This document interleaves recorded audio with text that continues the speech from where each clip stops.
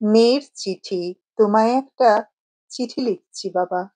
জানো, ওর খুব সকাল সকাল অফিস, তাই আমায়ও এখন ভোরের সাথেই উঠে পড়তে হয়। ভোর ৬টা। এককালে আমি যাকে মাঝরাত্রি ভেবে ঘুমের মধ্যে উড়িয়ে দিতাম, সেই ৬টায় জানো বাবা, রান্নাঘরে যাই, গ্যাস জ্বালাই, একদিকে চা আর একদিকে ওর জন্য ভাত বসাই। রাতে ঘুমোতে যাওয়ার আগে মনে করে সবজি কেটে ফ্রিজে রাখতে হয়, না হলে সকালে দেরি হয়ে যাবে। জানো বাবা, আমাদের ছতলার বারান্দায় দাঁড়ালে দূরের রাস্তাটা দেখতে পাই। রাস্তা দেখলেই তোমাদের কথা মনে পড়ে। মনে হয় চোখ বন্ধ করে ওই রাস্তায় ছুটে গেলেই সোজা পৌঁছে যাব তোমাদের বাড়িতে, আমার সেই নিজের ঘরটায়, যেখানে আমি আবার বেলা করে ঘুমোতে পারবো।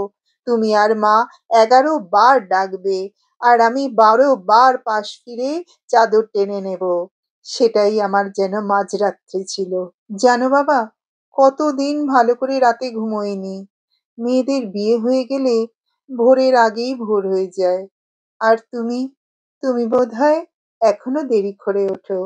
মাকে বলো সকাল সকাল উঠে কি আর করব, সারা দিন রান্না আর সব কাজ সেরে নিজের ঘরে ঢুকতে ঢুকতে দুপুর।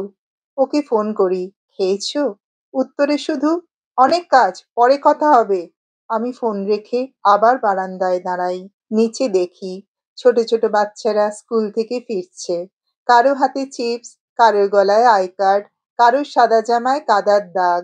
দেখে আমার বড্ড হিংসে হয়, কারণ এই তো সেদিন তুমিই আমাকে বাড়ি ফেরার পথে বলেছিলে, এই বছরটা খুব ভালো করে পড়বি, মাধ্যমিক, জীবনের প্রথম বড় পরীক্ষা।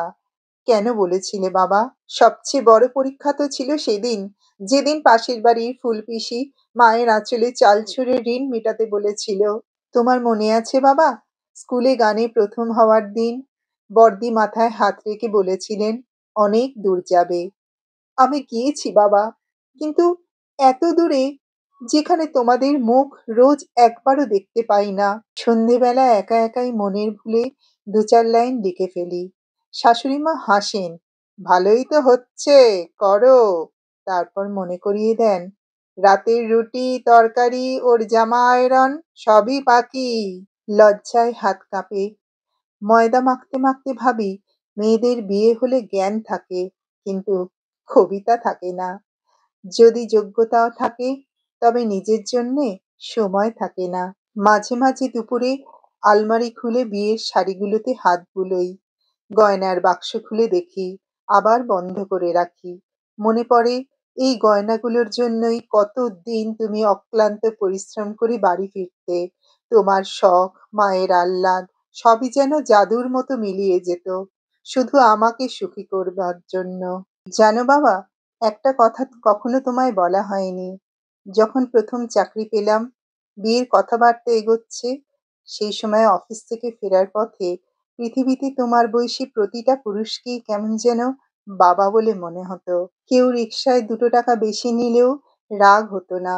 মনে হতো তুমিও তো এমন অক্লান্ত পরিশ্রম করে আমাকে খুশি করতে বাড়ি ফিরতে। মনে হতো তার বাড়িতেও হয়তো আমার মতোই একটা মেয়ে আছে, যার বাবারও অনেক ইচ্ছে ছিল। ইতি, তোমার স্নেহের মেয়ে। আমার ভিডিওটি ভালো লাগলে চ্যানেলটি সাবস্ক্রাইব করে রাখুন, এমন আরও আবেগঘন ভিডিও পাওয়ার জন্য।